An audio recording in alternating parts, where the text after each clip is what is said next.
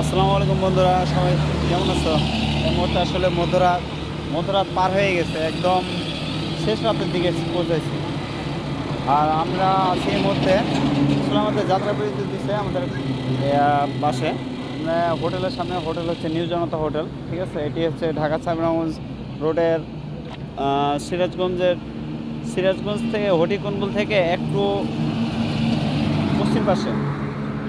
আসলে আমরা এই মুহূর্তে তোমাদের দেখাতে চলেছি যে আসলে আমাদের যে রাত্রের হাইওয়ে কতটা ভয়ঙ্কর হয়ে থাকে, তোমরা সেটা দেখলেই বুঝতে পারবা।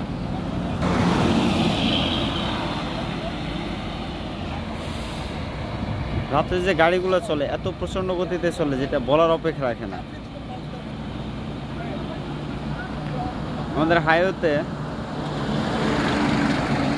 তোমরা যারা কখনো লং জার্নি করনি তারা হয়তো বা বুঝতে পারবা যে সাধারণত লং জার্নি করলে মাঝপথে যে যাত্রা বিরতি দেয়, আমাদের যে বাসগুলা ঠিক এইভাবে সারিবদ্ধভাবে যাত্রা বিরতির সময় এভাবে হোটেলের সামনে দাঁড়িয়ে থাকে।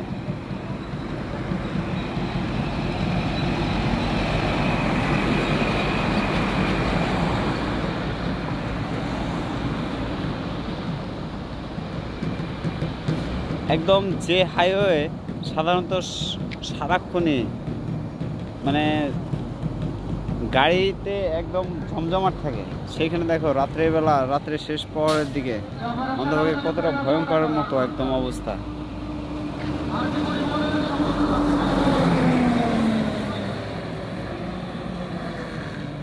দেখো আর একটু হলে অ্যাক্সিডেন্ট হয়ে যেত। এরপরও ড্রাইভারদের তারা কোনো খেয়াল না করে তারা যে গাড়ি চালায়, তারা চিন্তা ভাবনা করে না যে জীবনের মূল্য কতটা বেশি। একটা গাড়ি ক্রস করে হাইওয়েতে উঠতেছে, আরেকটা গাড়ি এত স্পিড আসতেছে মনে হচ্ছে আরেকটু হলে কিন্তু তারা লেগে যেত। আল্লাহ না করুক কারো কখনো কোনো অ্যাক্সিডেন্ট হোক, কারণ অ্যাক্সিডেন্ট কাম্য নয়, জীবনের মূল্য সবার আছে। আশা করি প্রত্যেকে সবাই এটা বুঝতে পারবে।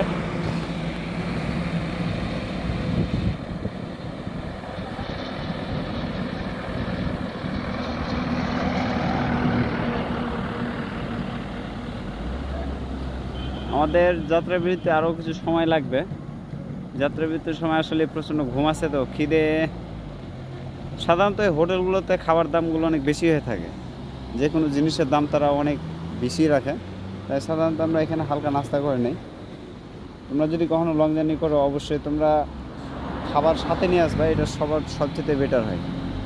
খাবার সাথে নিয়ে এসে এখানে বাসের ভিতরে কিংবা সাইডে গিয়ে নাস্তাটা করে নিয়ে, তাহলে খরচটা অনেক কমে যাবে।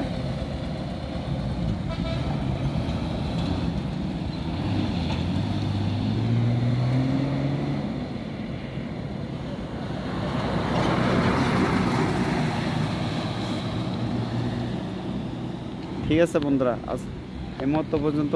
ওকে।